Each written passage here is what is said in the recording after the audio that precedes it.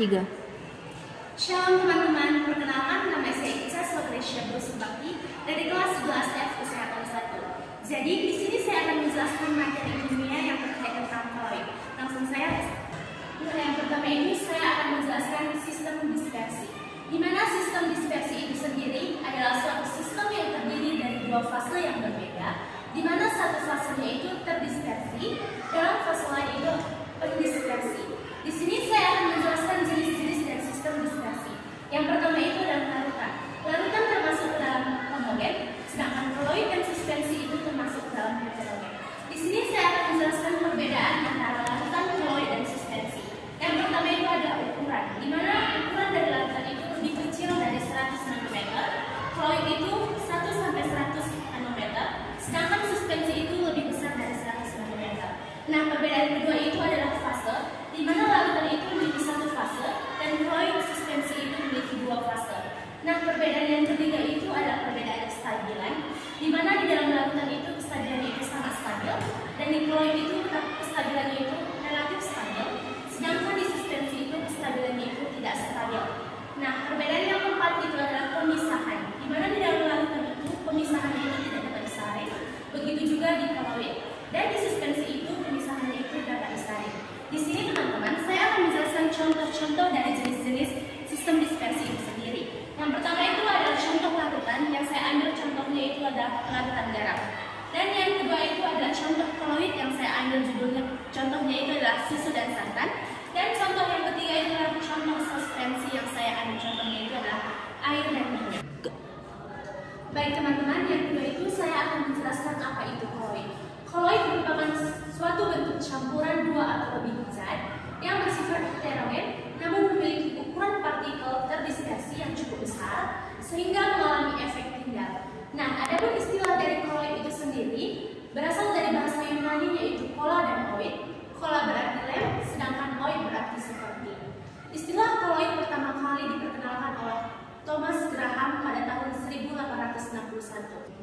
Baik teman-teman, di sini saya akan menjelaskan jenis-jenis dari koloid itu sendiri.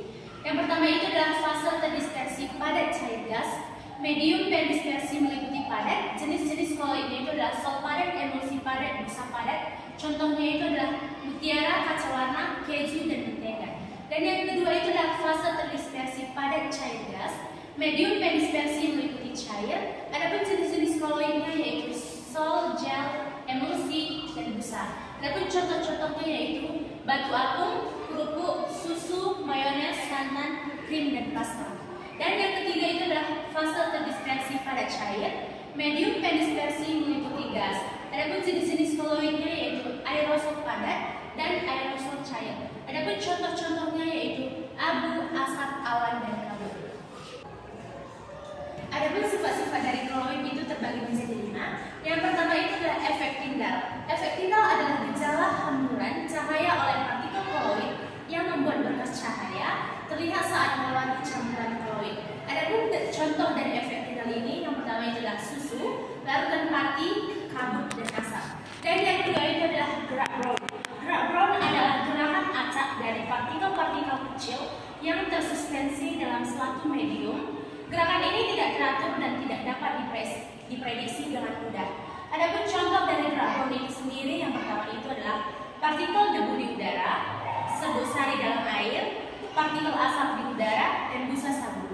Dan yang ketiga itu adalah absorpsi, di mana absorpsi adalah fenomena di mana zat atau adsorban menempel pada permukaan zat lain atau adsorben tanpa membentuk ikatan kimia. Adapun contohnya, yang pertama itu adalah penyerapan uap air pada kaca dingin, dan yang kedua itu adalah penyerapan gas oleh arang aktif.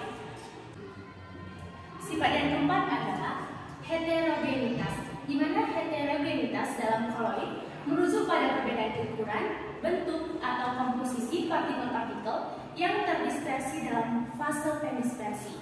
Adapun contohnya, yang pertama itu adalah suspensi, yang kedua itu adalah emulsi, dan yang ketiga itu adalah aerosol. Dan sifat yang kelima adalah dialisis, di mana dialisis adalah proses pemisahan partikel-partikel koloid dari molekul-molekul kecil atau ion-ion yang terlarut dalam larutan menggunakan membran semi-permeabel. Adapun contohnya, yang pertama itu adalah pemurnian koloid, dan yang kedua itu adalah pembuatan tinta. saya sampaikan terkait tentang materi proyek. Sekian dan terima kasih.